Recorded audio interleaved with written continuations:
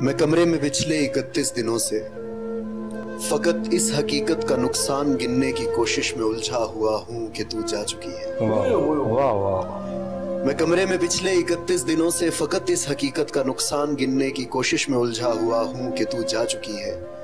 तुझे रायगानी का रत्ती बराबर अंदाजा नहीं है।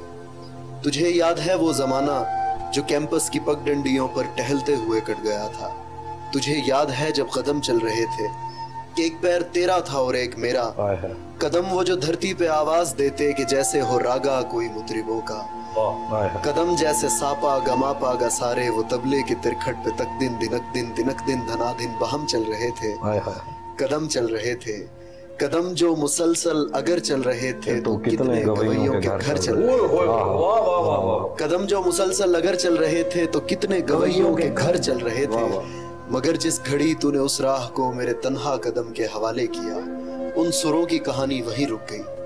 कितनी फनकारियां, कितनी बारीकियां, कितने कलियां बिलावल गवैयों के होठों पे आने से पहले फना हो गए। कितने नुसरत फतेह, कितने मेहदी हसन मुंतजिर रह गए कि हमारे कदम फिर से उठने लगे। तुझको मालूम है जिस घड़ी मेरी आवाज सुन के तू एक जाविये पर पलट कर मुड़ी थी, वहां से रिलेटिविटी का जनाजा उठा था।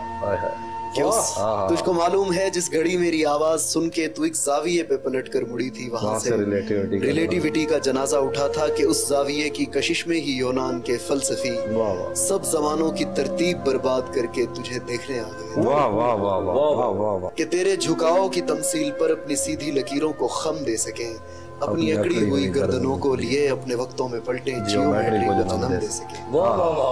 अब भी कुछ फलसफी अपने फीके जमानों से भागे हुए मेरे रस्तों पे आंखें बिछाए हुए अपनी दानिस्त में यूं खड़े हैं कि जैसे वो दानिश का मंबा यहीं पर कहीं है, मगर मुड़ के तकने को तू ही नहीं है। तो कैसे फ्लोरेंस की तंग गलियों से कोई डेवेंची उठे, कैसे हस्पानिया में पिकासो बने उनकी आंखों को तू जो मुयस्सर नहीं है।